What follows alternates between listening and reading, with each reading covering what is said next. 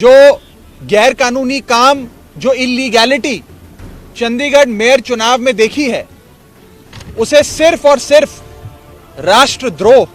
राष्ट्रद्रोह कहा जा सकता है। और अपनी हार को सामने देख बीजेपी ने षड्यंत्र रचे। सबसे पहले 18 जनवरी को होने वाले चुनाव में प्रिसाइडिंग अफसर, जो चुनाव कराता है अफसर, उसे बीमार करके अस्पताल में भर्ती करा दिया ताकि उस दिन चुनाव ना हो। आम आदमी पार्टी और कांग्रेस के गठबंधन को 20 वोट पड़ने थे, हमें 12 वोट पड़े और हमारे 8 वोट इनवैलिड घोषित कर दिए गए। क्या भाजपा इस देश को नॉर्थ कोरिया बनाना चाहती है? मैं अनिल मसीह, जो भारतीय जनता पार्टी के माइनॉरिटी विंग के पदाधिकारी हैं और आज के प्रिसाइडिंग अफसर हैं, उनके खिलाफ कार्रवाई की मांग करता हूं। आपराधिक मामला दर्ज होना चाहिए और उनकी गिरफ्तारी होनी चाहिए। ऐसे लोग और ऐसी पार्टियां जो हमारे देश की लोकतंत्र की सरेआम हत्या कर रहे हैं, उन लोगों को बाहर रहने की कोई आवश्यकता नहीं है। उन लोगों की सही जगह जेल है, उन लोगों को जेल होनी चाहिए। कि भारतीय जनता पार्टी इंडिया गठबंधन से इतना घबरा गई है, इतना डर गई है कि अब वो इस प्रकार की असंवैधानिक घटनाएं, गैर कानूनी घटनाओं को अंजाम दे रही है। मैं सीधा बस इतना कहना चाहता हूं कि भारतीय जनता पार्टी ने जो आज चंडीगढ़ मेयर चुनाव में किया है, वो सीधा सीधा देशद्रोह है। आदमी कल्पना भी नहीं कर सकता था कि इस हद तक भारतीय जनता पार्टी बुखलाकर अपनी हार अपने सामने देखती हुई इस हद तक पहुंच जाएंगे।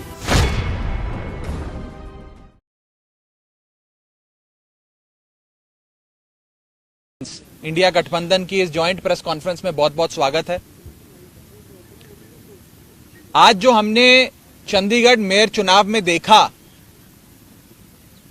वो सिर्फ एक असंवैधानिक या गैर कानूनी चीज ही नहीं थी, बल्कि राष्ट्रद्रोह था, देशद्रोह था। आज जो हमने फर्जीवाड़ा, जो गैर कानूनी काम, जो इलीगैलिटी चंडीगढ़ मेयर चुनाव में देखी है, उसे सिर्फ और सिर्फ राष्ट्रद्रोह कहा जा सकता है। आप सब ये बात जानते हैं कि मेयर के चुनाव में 20 वोट इंडिया गठबंधन के पास थे और मात्र 16 वोट भारतीय जनता पार्टी के पास थे। 15 और साथ में अगर मैं एक और अन्य वोट भी जोड़ दूं, जहां 20 वोट आम आदमी पार्टी और कांग्रेस पार्टी के इंडिया गठबंधन के पास थे, वहां गठबंधन का जीतना, इंडिया अलायंस का जीतना तय था। और अपनी हार को सामने देख बीजेपी ने षड्यंत्र रचे। सबसे पहले 18 जनवरी को होने वाले चुनाव में प्रिसाइडिंग अफसर, जो चुनाव कराता है अफसर, उसे बीमार करके अस्पताल में भर्ती करा दिया ताकि उस दिन चुनाव ना हो। फिर चुनाव की जब नई तारीख आई, जो हाईकोर्ट ने निर्धारित करी, उस बीच ऑपरेशन लोटस करके आम आदमी पार्टी की और कांग्रेस के पार्षदों को खरीदने की कोशिश करी गई। जब बीजेपी का ऑपरेशन लोटस भी फेल हो गया, तो बीजेपी ने आज आप सबकी आंखों के सामने और आप सबके कैमरों में कैद जो फर्जीवाड़ा किया है, पहले मैं वो सिलसिलेवार तरीके से आपको बताना चाहता हूं। बीजेपी ने अपने ही पार्टी के माइनॉरिटी विंग के ऑफिस बियरर को प्रिसाइडिंग अफसर बनाया।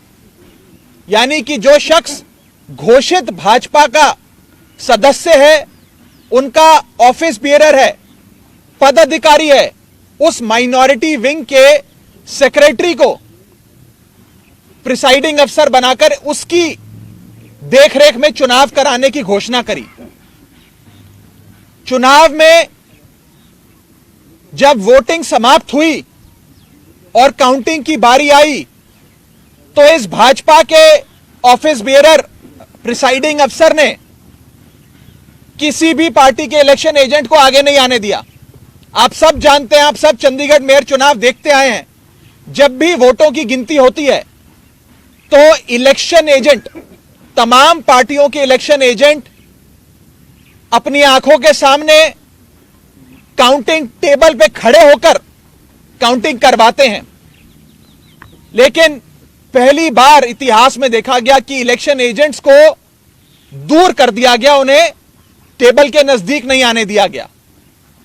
और उसके बाद जो हुआ आपने देखा कि कैसे भाजपा के इस पदाधिकारी ने, जो प्रिसाइडिंग अफसर था आज के चुनाव का, उसने अपने पेन से बैलेट पेपर पर इंक लगा लगाकर उस सारे बैलेट पेपर को इनवैलिड किया और फिर चुनावों की गिनती में, वोटिंग में, वोट काउंटिंग में उस एक एक बैलेट पेपर को इलीगल घोषित किया। पहली बार चंडीगढ़ मेयर चुनाव में कुल 36 वोटों में से 8 वोट इनवैलिड घोषित कर दिए गए। इतिहास में आज तक नहीं हुआ। आम आदमी पार्टी और कांग्रेस के गठबंधन को 20 वोट पड़ने थे, हमें 12 वोट पड़े और हमारे 8 वोट इनवैलिड घोषित कर दिए गए। और भाजपा का एक भी वोट इनवैलिड नहीं घोषित किया गया। भाजपा के और उनके कुल वोट 16 थे, उनको 16 वोट पड़े और आम आदमी पार्टी के 20 में से 8 वोटों को इनवैलिड यानी कि अवैध घोषित करके हमारे वोटों को घटाकर 12 कर दिया गया। साथियों, जब भी किसी भी वोट को अवैध घोषित किया जाता है या इनवैलिड करार दिया जाता है तो उस वोट को दोनों पार्टियों के काउंटिंग एजेंट को दिखाया जाता है अवैध घोषित करने से पहले। यह डमी बैलेट पेपर है जो मैं आप सबके सामने लाया हूं। जब काउंटिंग के दौरान इस प्रकार के बैलेट पेपर को इलीगल घोषित किया जाता है तो प्रिसाइडिंग अफसर, अगर मान लीजिए मैं प्रिसाइडिंग अफसर हूं तो मैं दोनों पार्टियों के इलेक्शन एजेंट को वो दिखाऊंगा बैलेट पेपर की, देख लीजिए यहां इनके निशान बाहर लगा हुआ है, ये इनवैलिड है, मैं इसे अवैध घोषित कर रहा हूं। ऐसे दोनों पार्टियों के इलेक्शन एजेंट को दिखाया जाता है और दिखाने के उपरांत उनकी सहमति से और जो डीसी चुनाव हैं, जो डिप्टी कमिश्नर बैठे हैं, उनकी सहमति से इस वोट को अवैध घोषित किया जाता है। लेकिन आज यह नहीं हुआ। आज ना इलेक्शन एजेंट को दिखाया गया, ना डीसी को दिखाया गया और बस एक एक कर आम आदमी पार्टी के वोटों को और कांग्रेस पार्टी के वोटों को अवैध घोषित कर दिया गया। यह दिखाता है कि भारतीय जनता पार्टी इतने छोटे से एक मेयर के चुनाव में, म्युनिसिपल कॉरपोरेशन के मेयर के चुनाव में अगर इस प्रकार की गैर कानूनी असंवैधानिक घटनाएं को अंजाम दे सकती है तो आप सोचिए कि लोकसभा चुनाव की हार देखते हुए ये लोग क्या करेंगे। क्या भाजपा इस देश को नॉर्थ कोरिया बनाना चाहती है कि इस देश में चुनाव ही ना हो और चुनाव सिर्फ उसी स्थिति में हो जहां भारतीय जनता पार्टी पूरी मशीनरी को रिग कर पूरी चुनावी प्रोसेस को विशिएट कर चुनाव जीत सके। साथियों, मैं अनिल मसीह, जो भारतीय जनता पार्टी के माइनॉरिटी विंग के पदाधिकारी हैं और आज के प्रिसाइडिंग अफसर हैं, उनके खिलाफ कार्रवाई की मांग करता हूं। आपराधिक मामला दर्ज होना चाहिए और उनकी गिरफ्तारी होनी चाहिए। ऐसे लोग और ऐसी पार्टियां जो हमारे देश की लोकतंत्र की सरेआम हत्या कर रहे हैं, उन लोगों को बाहर रहने की कोई आवश्यकता नहीं है। उन लोगों की सही जगह जेल है, उन लोगों को जेल होनी चाहिए। और मैं एक और आपको फैक्ट बताना चाहता हूं। जब भी काउंटिंग के दौरान कोई भी इलेक्शन एजेंट पार्टी का ऑब्जेक्शन रेस करता है तो उस ऑब्जेक्शन को डिप्टी कमिश्नर और वहां पर बैठे जो इलेक्शन ऑफिसर्स होते हैं उनसे सलाह मशवरा करके उसका हल किया जाता है। आज पूरे सदन में हंगामा चल रहा था, लोग आपत्ति दर्ज कर रहे थे, प्रिसाइडिंग अफसर के कंडक्ट पे सवाल खड़े कर रहे थे, लेकिन प्रिसाइडिंग अफसर इलेक्शन कराते रहे, काउंटिंग करते रहे और जैसे ही बीजेपी के कैंडिडेट को उन्होंने घोषित किया बतौर विजेता, उसके बाद जितने भी बैलेट पेपर थे काउंटिंग के उन्हें जल्द से जल्द हटाकर एक कमरे में लॉक कर दिया गया। न जाने उन बैलेट पेपर्स के साथ इन लोगों ने आगे क्या किया होगा। बैलेट पेपर तक किसी पार्टी के किसी प्रत्याशी को किसी काउंसलर को नहीं दिखाया गया, बैलेट पेपर तक गायब कर दिया गया है। यह आज सरेआम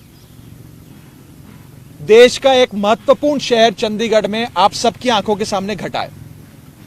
मैं बस इतना ही कह सकता हूं कि भारतीय जनता पार्टी इंडिया गठबंधन से इतना घबरा गई है, इतना डर गई है कि अब वो इस प्रकार की असंवैधानिक घटनाएं, गैर कानूनी घटनाओं को अंजाम दे रही है। मैं सीधा बस इतना कहना चाहता हूं कि भारतीय जनता पार्टी ने जो आज चंडीगढ़ मेयर चुनाव में किया है वो सीधा सीधा देशद्रोह है। यह देशद्रोह से कम चीज नहीं है और इन लोगों के खिलाफ कार्रवाई होनी चाहिए, नहीं तो इस देश के आम आदमी का लोकतंत्र से और चुनावी प्रक्रिया से विश्वास उठ जाएगा। मैं आगे अनुरोध करूंगा कांग्रेस पार्टी के वरिष्ठ नेता पवन बंसल जी को कि वो आपको संबोधित करें। धन्यवाद दोस्तों। जो आज म्युनिसिपल कॉर्पोरेशन चंडीगढ़ के बीच में हुआ है, ऐसा जंगल राज का नाच कभी कहीं नहीं देखने को मिला होगा। आदमी कल्पना भी नहीं कर सकता था कि इस हद तक भारतीय जनता पार्टी बुखलाकर अपनी हार अपने सामने देखती हुई इस हद तक पहुंच जाएंगे। बिल्कुल स्पष्ट तौर पे पहले दिन से जब 10 तारीख को इलेक्शन डिक्लेयर हुए थे, वो जानते थे कि उनके पास 15 हैं, 14 उनके अपने काउंसलर, एक एमपी और अगर एक अकाली दल उनके साथ वोट डालें तो एक वो, और इधर कांग्रेस और आम आदमी पार्टी के पास 7 और 13 मिला के 20 कैंडिडेट बनते थे। आपस में हमारा फैसला हुआ था कि जैसे पहले by default Bharatiya Janata party को जीतने दिया, हम लोगों ने गैर हाजिर रहकर इस बार ऐसा नहीं करेंगे, क्योंकि इससे पहले जैसे आप जानते हैं दिल्ली में पार्टीज का एक गठबंधन Indian national democratic inclusive alliance के नाम पर गठित हुआ था। उसमें दोनों आप और कांग्रेस उसके सदस्य हैं, उसके कंस्टिट्यूएंट्स हैं। वहाँ अभी बातचीत चल रही थी। इसमें इतनी बीच में ये इलेक्शन आए जिसका फैसला एकदम करना था, तो यहाँ हमें उसी माहौल को बनाने के लिए जिसमें वहाँ था कि एज फार एज पॉसिबल आपस में अलायंसेस होते रहेंगी, उसके लिए यहाँ हमने ये फैसला किया हम इकट्ठे मिलकर ये चुनाव लड़ेंगे। बीजेपी को हराने के लिए, बीजेपी को ही सिर्फ हराने के लिए नहीं, सही मायने में लोकतंत्र को फिर पुनर्जीवित करने के लिए, लोकतंत्र की भावनाओं को फिर आगे लाने के लिए, और जो लोकतंत्र के साथ उसका गला घोंटा जा रहा था उसको रोकते हुए, और फिर लोकतंत्र जिस हिसाब से हमारे स्वतंत्रता से संग्रामियों ने उन्होंने जैसे लड़ा था, जिस कल्पना के साथ, जिस विचार के साथ, जिस आइडिया ऑफ इंडिया, हिंदुस्तान की सोच को आगे बढ़ाने के लिए उसको ये खत्म किए जा रहे थे, समदर कर दिया था उसको, बिल्कुल गला घोंट रहे थे उसको बचाने के लिए इकट्ठे हुए हैं। ये लोकतंत्र को बचाने के लिए ये ऐसा गठबंधन बना है। उसकी शुरुआत आप जानते हैं सब चंडीगढ़ से यहाँ होनी थी और हो रही थी। पिछले दिनों में पहले तो आप जानते हैं कि 18 तारीख को क्या हुआ। 18 तक भी लगातार ये लगे रहे हर प्रयास करने, हमारे काउंसलर्स को और आप पार्टी के काउंसलर्स को, दोनों को अलग अलग तरह से कुछ भी कोशिश हो जो सब उन्होंने की। यहाँ तक भी जरूरत की हमारे और लोगों से भी बात करने की कि वो कुछ कर पाएं, और सब तरह के उन्होंने प्रलोभन दिए। लेकिन जब उन्होंने देखा कुछ नहीं हो रहा, तो 18 तारीख को जब वहाँ पहुँचे, मौके पे वहाँ जाके पता लगा कि नॉमिनेशन पेपर्स जो पोल उस दिन होना था उसको डिफर करके इनडेफिनेट अभी तारीख नहीं दी थी। क्यों? क्योंकि श्री अनिल मसीह, इनके जो अपने नॉमिनेटेड काउंसलर हैं, शायद आज तक उनका नाम नहीं पहले आपने सुना होगा, 18 से पहले उनको इन्होंने नॉमिनेट किया था एज प्रिजाइडिंग ऑफिसर। उनको बीमार कर दिया क्योंकि बहुत आसान था उनको हिदायत देनी और अस्पताल में वो चले गए।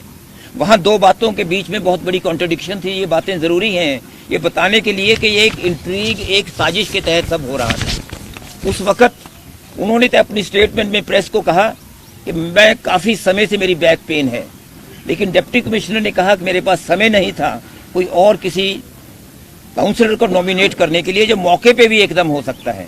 अगर मीटिंग में सभी सदस्य इकट्ठे भी हो जाएं, अगर वहाँ प्रिजाइडिंग ऑफिसर नहीं पहुँचे, उनमें से एक को भी किसी को उठा के वहाँ बैठा दिया जाता है कि ये प्रिजाइड ओवर करेंगे, लेकिन उन्होंने ऐसा नहीं किया। जब अपने उन्होंने एक्शन में एक कमी देखी तो लॉ एंड ऑर्डर का सिचुएशन उन्होंने खड़ा कर दिया। लोग इनके पहुंचे हुए थे 16 तारीख को दफ्तर में हल्ला करने के लिए, लेकिन उसका फायदा उठाते हुए इन्होंने इलेक्शन 6 फरवरी के लिए डिक्लेयर कर दिए। बेबस होके हम लोगों को हाई कोर्ट में जाना पड़ा और हाई कोर्ट ने जो फटकार उनको दी आप वो सब जानते हैं, आपने सब देखा है। और उसके हाई कोर्ट के हिदायत पर ये आज हुआ कि आज इलेक्शन 30 तारीख को तय हुए। हाई कोर्ट ने ये ज़रूर कहा था कि जो काउंसलर्स हैं उनके साथ उनके समर्थक कोई ना आए, लेकिन हाई कोर्ट ने ये नहीं कहा था कि वहाँ मीडिया भी नहीं पहुँचे। इन्होंने ये पहली बार और चीज़ों के साथ साथ एक पहली बार ये किया कि मीडिया को भी वहाँ आने नहीं दिया, मीडिया बाहर रहे। और उन्होंने, जो मैं फिर कह रहा हूँ कि वो कल्पना भी नहीं हो सकती थी।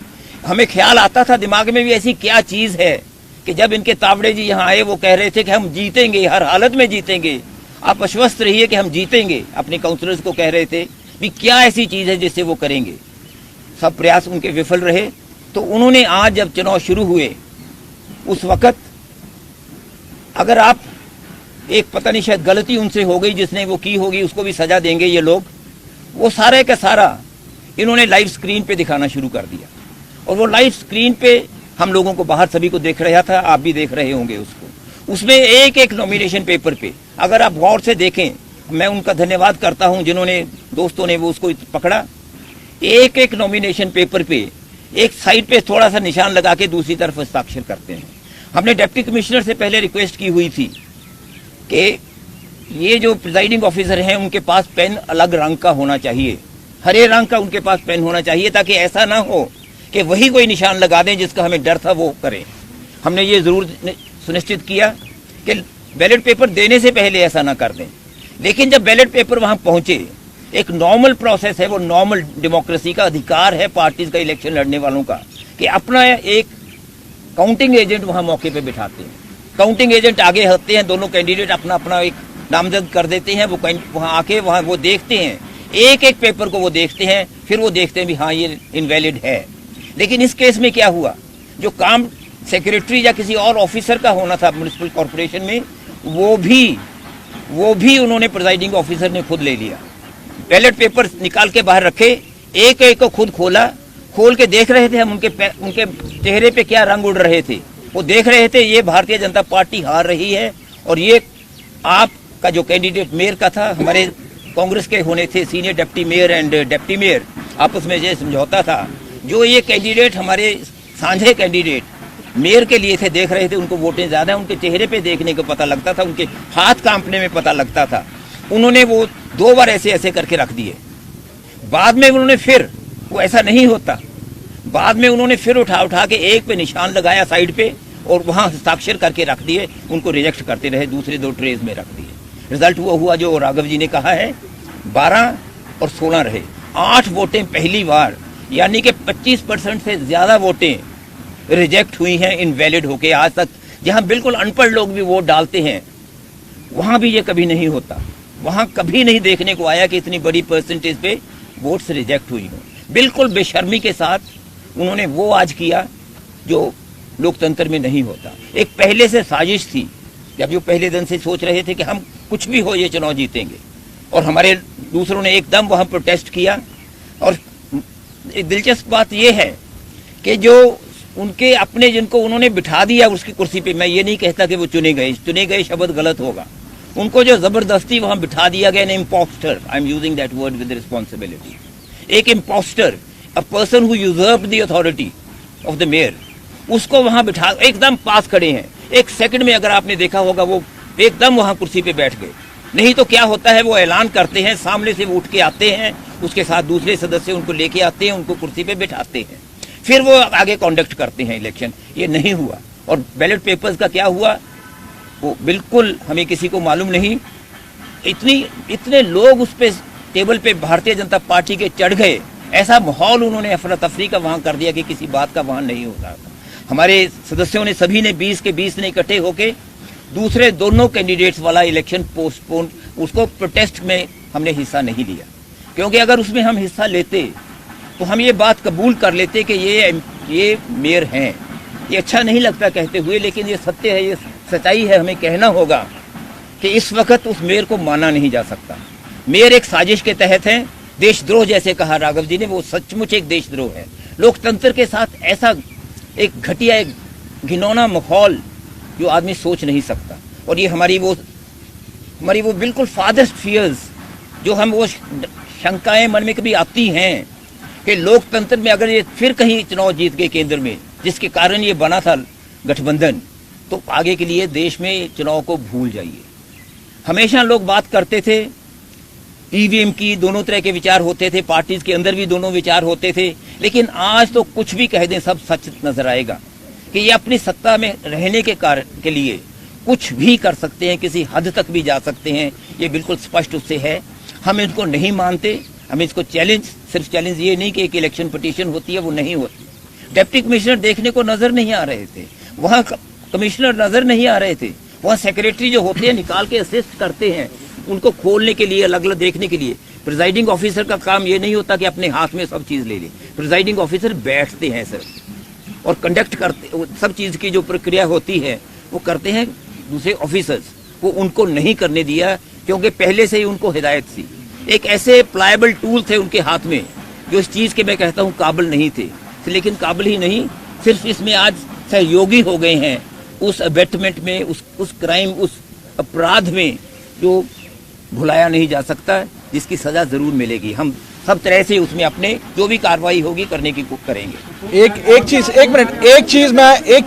वाक्य और एक चीज मैं जोड़ना चाहूंगा और आप सबके माध्यम से चाहूंगा कि ये देश की जनता तक बात पहुंचे कि चंडीगढ़ चुनाव से जो आज असंवैधानिक गैर कानूनी काम भाजपा ने इस मेयर के चुनाव में किया, से एक सीख हम सबको अवश्य लेनी चाहिए कि आने वाले 2024 के लोकसभा चुनाव में आप किसी को हराने के लिए या किसी को जिताने के लिए वोट मत डालिएगा। आप इस बार लोकतंत्र की रक्षा करने के लिए, इस देश में डेमोक्रेसी को बचाने के लिए वोट डालिएगा। क्योंकि अगर इस बार इसी छल कपट से इंडिया गठबंधन को हराकर भाजपा फिर जीत जाती है तो शायद इस देश में चुनावी प्रक्रिया ही समाप्त हो जाए और भारत देश चीन या नॉर्थ कोरिया जैसी डेमोक्रेसी में तब्दील हो जाएगा। ये एक बड़ा खतरनाक आज संदेश इस चंडीगढ़ मेयर चुनाव से निकला है। मेरी देशवासियों से अपील है कि इस पे जरूर गौर फरमाइएगा और अपने वोट की ताकत से आने वाले 2024 के लोकसभा चुनाव में डेमोक्रेसी की रक्षा करने के लिए, लोकतंत्र को बचाने के लिए वोट डालिएगा।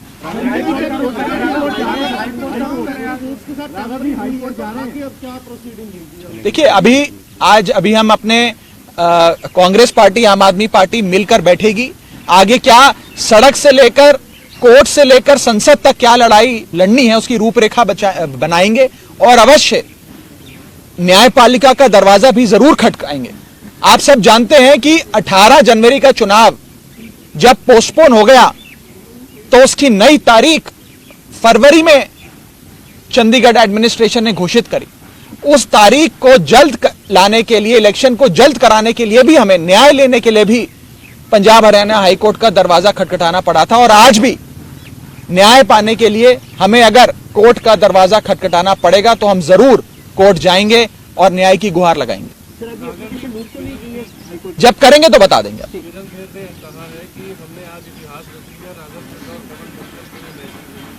इतिहास तो रच दिया, मैं तो सहमत हूं। आज जो सांसद चंडीगढ़ से जो है किरण खेर जी, उन्होंने कहा कि हमने इतिहास रच दिया और ये राघव चड्ढा और पवन बंसल के लिए संदेश है। मैं और बंसल साहब दोनों हाथ जोड़कर कबूलते हैं, आप लोगों ने तो इतिहास रच दिया, लेकिन इतिहास राष्ट्रद्रोह करने में रचा है। आपने इतिहास असंवैधानिक गैर कानूनी काम करने में रचा है और आपने इतिहास लोकतंत्र की हत्या करने में रचा है। ऐसा इतिहास रचना आपको और आपकी पार्टी को मुबारक। हमारी पार्टी अवश्य लोकतंत्र को जीवित रखने के लिए, उसे बचाने के लिए लड़ाई लड़ती रहेगी। यह सत्ता की बात नहीं है, इसमें यह नहीं कि मेरा जिस पार्टी का है कि उस पार्टी का है, हम सत्ता में आ गए वो सत्ता में आ गए। यह लड़ाई अब उससे कहीं बड़ी है, यह लोकतंत्र को बचाने की लड़ाई है। अगर आप खुद सोचिए कि एक मेयर जैसे छोटे से चुनाव में अगर बीजेपी यह हरकत कर सकती है, तो 2024 के चुनाव में अपनी आंखों के सामने हार देख बीजेपी क्या क्या गैर कानूनी काम करेगी, आप इसका अंदाजा भी नहीं लगा सकते। आप कह रहे हैं कि आगे लोकसभा में ऐसा हो सकता है, तो आपकी क्या प्रिपरेशंस है, आप कैसे भाई हमें जैसे इलेक्शन थी ऐसा लग रहा था कि मेयर की इलेक्शन ही लोकसभा की इलेक्शन नहीं, आज नहीं कहा जा सकता भी आगे को क्या करेंगे। आज तो पहला दिन है। आज तो मेयर के अभी हमारे काउंसलर्स वहाँ धरने पे बैठे हैं, अभी तो धरने पे वहाँ बैठे हैं। हम देखेंगे उनका क्या रवैया रह रहा है।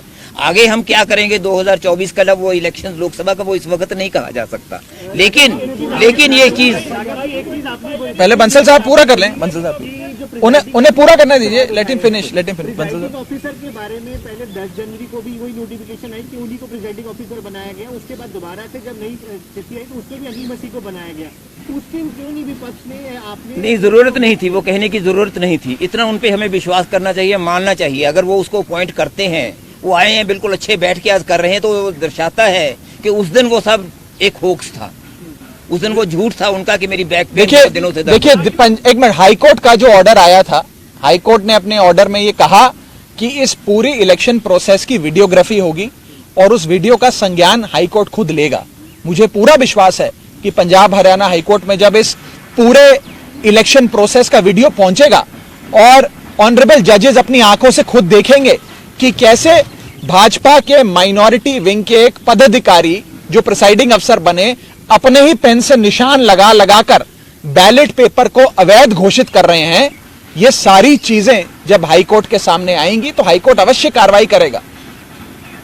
पर आम आदमी पार्टी, कांग्रेस पार्टी, इंडिया गठबंधन मिलके सड़क से लेकर संसद तक, न्यायपालिका से लेकर सड़क तक क्या लड़ाई लड़नी है, आगे क्या रूपरेखा होगी, उस पर अवश्य चर्चा करेंगे और हाईकोर्ट का दरवाजा भी जरूर खटखटाएंगे। बिल्कुल प्रिसाइडिंग अफसर के खिलाफ कार्रवाई करेंगे। मैं तो आज इस मंच से यह मांग करता हूं कि प्रिसाइडिंग अफसर ने देशद्रोह किया है, उसे गिरफ्तार करना चाहिए, उस पर आपराधिक मुकदमा चलना चाहिए। सबसे बड़ा दोषी है। जरूर हम कंप्लेंट भी करेंगे, कार्रवाई की मांग भी करेंगे और सिर्फ कार्रवाई की नहीं, उनकी गिरफ्तारी की मांग करते हैं। लोकसभा के चुनाव आ रहे हैं तो चंडीगढ़ सीट भी आम आदमी पार्टी के साथ मिलकर लड़ेंगे। See, this is not a setback for one coalition, one alliance or one party. It is a setback for India's democracy. And as a Democrat, as somebody who believes in India's democracy, we are aggrieved, we are hurt, and we are flabbergasted. We are worried as to what will happen in the upcoming 2024 polls if BJP can resort to such low levels, stoop to such low levels and commit forgery, illegality, and something that should even be labeled as an act of sedition, then BJP can go to any level to rig the election process and to indulge in every possible electoral fraud and electoral malpractice. And in fact, we would even request the High Court when the matter goes there to ensure and to direct that a proper inquiry be conducted into the entire conspiracy as to who all were the partners in it, and action should be taken against all of them. देखिए हम ये मांग करते हैं और हम कल high court में भी इस दलील को रखेंगे कि पहले जो आज इलेक्शन एक इलीगल इलेक्टोरल फ्रॉड हुआ जो है उसे सेट असाइड किया जाए। दूसरा, एक fresh election, free and fair election call किया जाए।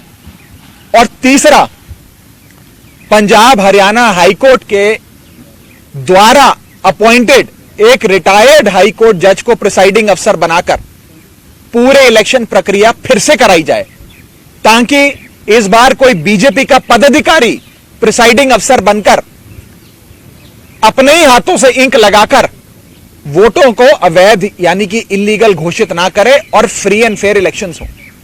फ्री एंड फेयर इलेक्शंस और डेमोक्रेसी भारत के संविधान के बेसिक स्ट्रक्चर का हिस्सा है।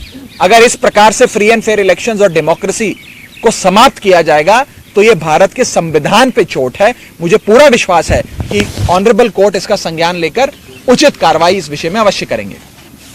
Thank you. चंडीगढ़ में आप लोकतंत्र का हनन कर रहे हैं, लेकिन दिल्ली की जो मेयर है वो भी सुप्रीम कोर्ट का रास्ता इख्तियार करती नजर आए। वो कहते हैं हमें समितियों की पावर नहीं दी जा रही है। देखिए, भारतीय जनता पार्टी से जैसा कि मैंने कहा, हर फोरम पे लड़ाई लड़नी पड़ेगी और इस देश के लोकतंत्र को बचाना पड़ेगा। हम दिल्ली में भी लड़ाई लड़ते हैं, हम चंडीगढ़ में भी लड़ाई लड़ेंगे, पर इतना ही कहना चाहता हूं कि अंत में जीत सत्य की होती है। कोई फ्रॉडस्टर नहीं जीतता, कोई इंपोस्टर नहीं जीतता, कोई देशद्रोही अंत में नहीं जीतता। इंडिया जीतेगा, इंडिया गठबंधन जीतेगा, यह मैं आपको पूरे विश्वास से कहना चाहता हूं। Please don't ask such question. Thank you. Thank you.